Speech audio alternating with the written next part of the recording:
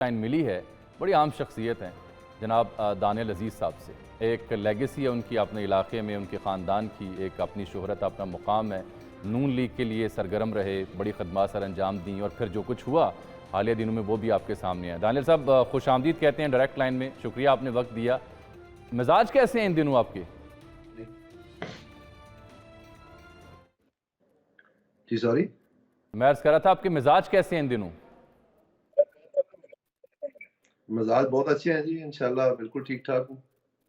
ये बताएं कि ये जो मौजूदा सूरत हाल दरपेश है, जहाँ कमिश्नर उठ के आगे इल्ज़ाम लगा रहे हैं धांधली के, आपको भी यही शिकायत है, इसके ऊपर होना क्या चाहिए और किस हद तक ये कमिश्नर रावलपिंडी के इल्ज़ामात पूरे इंतखाबी अमल को मुतासिर करते दिखाई देते हैं आपको? जी मेरे ख्याल में जो ये कमिश्नर पिंडी साहब ने बताया है, ज़ाहिरी बात है इसका नोटिस लेना चाहिए आला हुकाम को, ख़ास तौर पे जिनका उन्होंने नाम लिया है, जो सुप्रीम कोर्ट का है और इलेक्शन कमीशन का है, और इनको डिपोज करना चाहिए कि ये अपनी बात बता सकें और वो बात पब्लिकली होनी चाहिए। अगर ये एक आला ओहदे पे रहे हैं और उन्होंने ये सब कुछ इल्ज़ाम लगाया, तो ज़ाहिरी बात है इसके पीछे एक पूरा दास्तान होगी, क्योंकि कैंपेन को एक दिन की तो नहीं हुई, पूरे महीने की हुई है।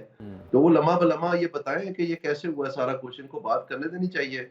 अगर ये हकायक पे मुबनी है तो लोग खुद जज कर लेंगे, और उसके बाद अगर वो समझते हैं कि इसके ऊपर कोई कार्रवाई होनी चाहिए तो जाहिर बात है वो भी होनी चाहिए।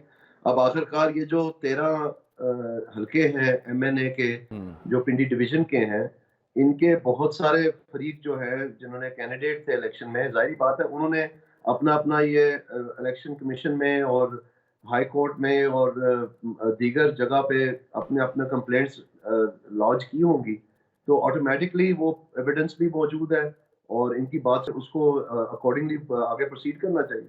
दानियल साहब, ये जो कमिश्नर साहब जिस जानिब इशारा कर रहे हैं कि लीड थी, उसको कम किया गया, जो इल्ज़ाम उन्होंने लगाया और एतराफ़ किया, मुस्ताफ़ी हुए, ख़ुदकुशी कोशिश की, क्या आपके हल्के में भी, आपके इलाके में भी जो मुकामी इंतज़ामिया थी वो कुछ ऐसा ही कर रही थी जिसके नतायज आपको भुगतना पड़े? बिल्कुल, ये 100% दुरुस्त है। और ये एक तो वो काम है जो अब आम जुबान हो गई है जी, फॉर्म 45 जो फॉर्म 45 से पहले हुआ है वो उसका कौन हिसाब देगा? जो गिरफ्तारियां हुई हैं, जो लोगों के घरों में छापे डाले गए हैं, जो पेट्रोल पंप सील हुए हैं, जो शादी घर सील हुए हैं, जो अस्पतालों में नोटिस दिए गए हैं, जो फाइन्स हुए हैं, जो लोग ये जो हमारे जो पोलिंग एजेंट थे उनको जो थानों से फोन गए हैं कि अगर आप पोलिंग स्टेशन पे आएंगे तो आपको गिरफ्तार कर लेंगे, उन चीजों का कौन जवाब देगा? ये आपके साथ ही गालिबन मौज़ा सुलहरियाँ था, जहाँ 4 सहाफ़ी भी तशद्दुद का निशाना बने, दिलशाद शरीफ और दीगर, यानी सहाफ़ियों की पिटाई हो गई आपकी इंतखाबात के हंगाम? ये तो अजब मामला है। बिल्कुल बिल्कुल सर। और उनको बड़ा शदीद उन्होंने मारा है, बल्कि वो अभी तक भी ज़ेरे इलाज है। यहाँ पर पूरी प्रेस क्लब्स ने प्रोटेस्ट किया है, पंजाब लेवल पे भी प्रोटेस्ट किया है।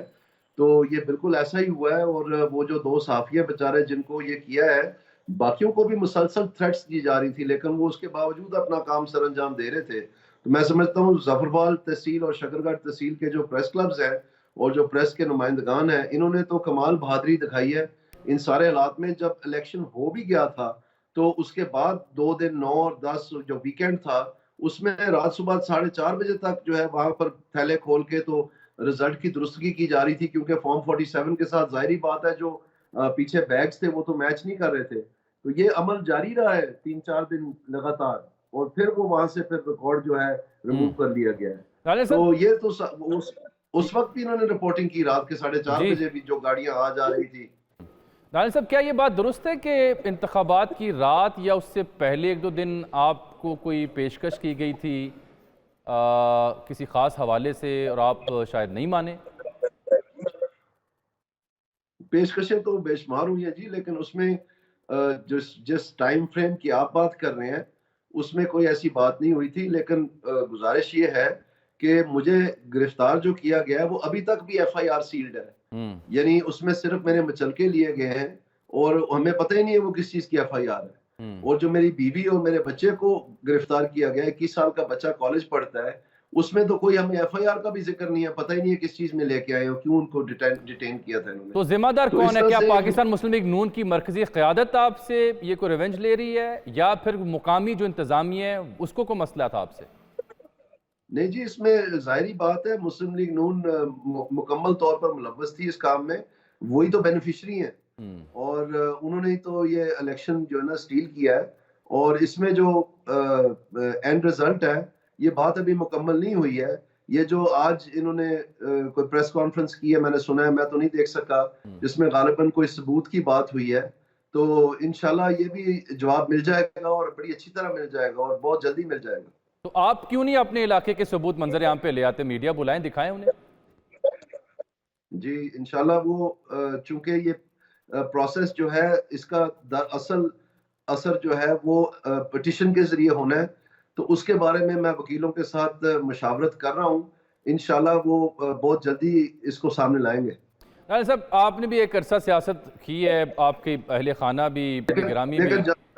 एक बात माफ करना मैं कहना चाहूंगा कहिए। कि बड़े तरीके से वो जो 3 दिन है रिकाउंटिंग के इलेक्शन के बाद 3 दिन के अंदर अंदर आप रिकाउंटिंग की दरखास्त दे सकते हैं या बिफोर कंसोलिडेशन, बिफोर इशूंस ऑफ फॉर्म 47, तो वो दरखास्त भी हमने दी थी और उस वक्त उन्होंने मुझे अपीयरेंस इन पर्सन आपने करनी होती है तो मुझे इन्होंने गिरफ्तार रखा ताकि जब तक फॉर्म 47 इशू नहीं हुआ तब तक मुझे छोड़ नहीं रहे थे और जब वो इशू हो गया तो फिर मुझे छोड़ दिया।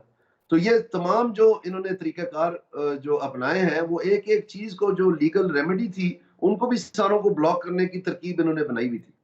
मैं जिक्र कर रहा था कि आपकी एक लेगेसी है सियासी तौर पर पाकिस्तानी सियासत में, जो अभी हालात दरपेश हैं उसमें अगर आपको मशवरा देना हो मुस्लिम लीग नून को और पीटीआई को, क्या मशवरा देंगे? जो क्याओस है, जो सियासी अफरा तफरी है, तकसीम है, क्या मशवरा देंगे आप?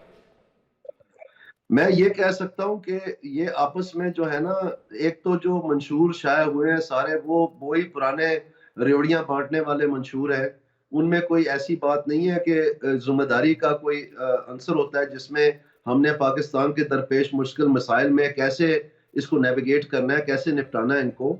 और मुझे यहाँ से इस चीज़ का बड़ा फिक्र है कि जैसे बाद में आके सारी हुकूमतें कह देती हैं कि जी अगर हमें पता होता इतने हालात ख़राब थे तो हम ये कर ले वो कर लेते, अभी तो सारों को पता है हालात कितने ख़राब हैं। और मैं बार बार ये बात कह रहा हूँ और आपसे भी कहता हूँ कि बात देखें, ये फिक्र नहीं है कि हुकूमत कौन बनाता है, फिक्र ये है कि करना क्या है।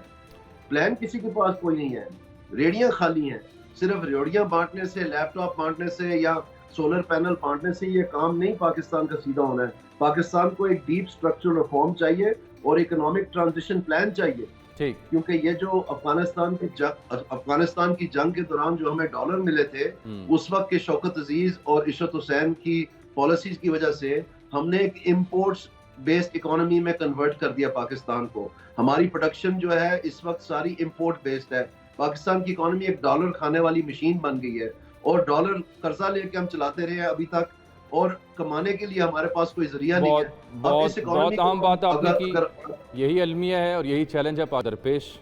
अब मालूम नहीं कि हल क्या होगा, ख्वाब कब पूरे होंगे, इस्तेहकाम कब आएगा और हमारे रहनुमा कब वाक़तन हमारी वो रहनुमाई करेंगे जिसकी उम्मीद और आस लगाए हम रोज़ बैठते हैं और दुआ करते हैं कि या अल्लाह हमारे मुल्क पर रहम हो, इस कौम पर रहम हो। अल्लाह करें इन रहनुमाओं को भी अल्लाह ताला को खौफ खुदा दे और ये कौम पर रहम करें और कोई मामला फहमी करते हुए मुल्क को इस बिगाड़ से बाहर निकालें। डायरेक्ट लाइन से आज के लिए इतना ही, कल मिलेंगे। अल्लाह हाफ़िज़।